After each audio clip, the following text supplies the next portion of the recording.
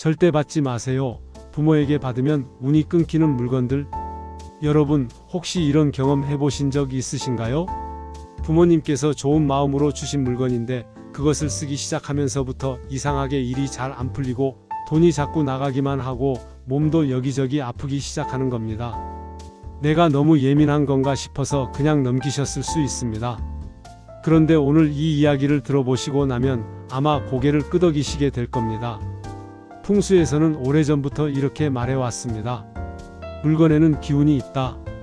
사람이 오랫동안 쓴 물건에는 그 사람의 삶의 흔적, 감정, 에너지가 고스란히 배어 있습니다. 기쁜 기운도 있고 슬픈 기운도 있고 힘들었던 기운도 있습니다.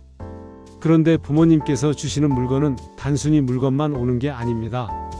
그 물건에 담긴 운까지 함께 넘어옵니다. 좋은 기운이면 얼마나 좋겠습니까?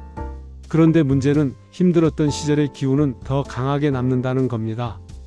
오늘은 부모님께 받아서는 안 되는 물건 7가지를 말씀드리겠습니다.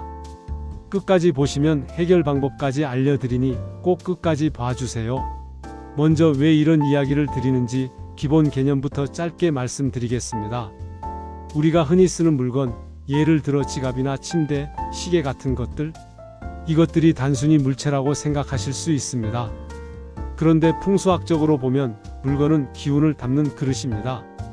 사람이 매일 손으로 잡고 몸으로 닿고 감정을 쏟아내는 물건에는 세월이 지날수록 그 사람의 기운이 쌓이게 됩니다. 특히 오래 쓴 물건일수록 그 기운이 더 짙게 배어 있습니다.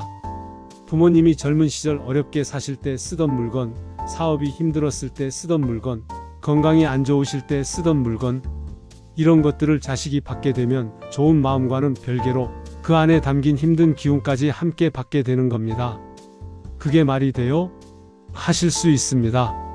그런데 여러분 주변을 한번 잘 떠올려 보세요. 어릴 적 부모님 물건 물려받고 나서 갑자기 일이 꼬이기 시작했다는 분들 생각보다 많으십니다. 자, 그럼 어떤 물건이 문제가 되는지 하나하나 말씀드리겠습니다. 받으면 안 되는 물건 7가지. 첫 번째, 오래된 지갑입니다. 부모님이 쓰시던 낡은 지갑 혹시 받으신 분 계십니까? 풍수에서 지갑은 돈의 집이라고 합니다.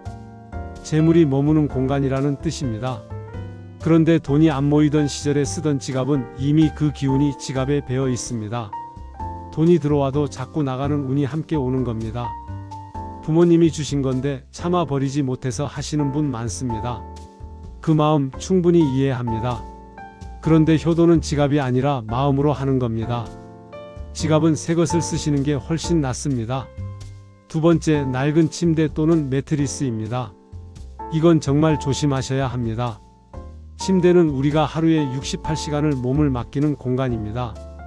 기운이 직접 몸에 닿는 물건 중에 침대만큼 강한 것이 없습니다. 부모님이 몸이 편찮으실 때 쓰시던 침대, 부부 사이가 안 좋으셨을 때 쓰시던 매트리스, 이런 것들을 그대로 가져다 쓰면 건강운과 부부운에 영향이 옵니다. 잠자는 자리가 곧 인생입니다. 절대 아끼지 마세요. 세 번째, 금간 그릇이나 깨진 물건입니다. 부모님 댁 찬장에 오래된 그릇들 한번 들여다보셨습니까? 세월이 지나다 보면 금이 가고 테두리가 깨진 그릇들이 있기 마련입니다. 금간 그릇은 재물이 새어나가는 것을 상징합니다. 복이 들어와도 그 틈 사이로 다 빠져나가는 겁니다. 인간관계도 마찬가지입니다. 균열이 생긴 물건은 주변 관계에도 균열을 만듭니다. 쓰기 아깝더라도 깨진 물건은 미련 없이 보내드리세요. 네 번째, 오래된 시계입니다. 시계는 시간을 상징합니다. 달리 말하면 운의 흐름을 상징하는 물건입니다. 그런데 부모님이 오래 쓰시다 멈춰버린 시계 또는 오랜 세월 주방이나 거실, 한켠에 걸려있던 낡은 시계를 받아오면 그 안에 담긴 정체된 시간이 함께 옵니다. 기회가 제때 오지 않고 일이 자꾸 지연되고 뭔가 답답한 느낌이 드신다면 혹시 오래된 시계를 받아두지는 않으셨는지 한번 돌아보세요. 다섯 번째, 힘들었던 시절에 입던 오래된 옷입니다. 특히 부모님이 경제적으로 많이 힘드셨던 시기 또는 몸이 많이 편찮으셨던 시기에 자주 입으셨던 옷을 물려받으시면 안 됩니다. 옷은 피부에 직접 닿는 물건입니다. 기운이 가장 빠르고 강하게 전달되는 통로가 바로 옷입니다. 특히 어두운 색, 검은색의 낡은 옷일수록 무거운 기운을 많이 담고 있습니다. 아직 멀쩡한데 버리기 아깝다는 마음 당연히 드실 수 있습니다. 그래도 그 옷은 정중히 사양하시는 게 좋습니다. 6번째, 부모님이 힘드셨을 때 쓰시던 가구입니다. 사업이 힘드셨던 시기에 쓰시던 책상, 병원 다니실 때 앉아 계시던 소파, 돈 걱정으로 밤을 지새우시던 그 방의 장롱, 이런 가구들은 그 시절의 기운이 매우 강하게 배어 있습니다. 사람은 기억을 잊어도 물건은 오래 기억을 간직합니다. 아무리 깨끗이 닦고 수리해도 그 안에 담긴 기운까지 닦아낼 수는 없습니다. 가구는 특히 신중하게 결정하시기 바랍니다. 7번째, 돌아가신 분의 물건을 정리 없이 받는 것입니다. 이것이 가장 중요합니다. 부모님이나 어른이 돌아가시고 나서 그분이 쓰시던 물건들을 제대로 정리하지 않은 채 그냥 가져오시는 분들이 있습니다. 그런데 이것은 정말 조심하셔야 합니다. 돌아가신 분의 기운이 채 정리되지 않은 상태에서 그 물건이 집안에 들어오면 집안 전체의 기운 흐름이 막히게 됩니다. 답답하고 무거운 느낌이 집안에 맴돌게 되는 겁니다. 유품은 반드시 정리 과정을 거친 뒤 정말 의미 있는 것 한두 가지만 소중하게 보관하시는 것이 맞습니다. 실제로 이런 분이 계셨습니다.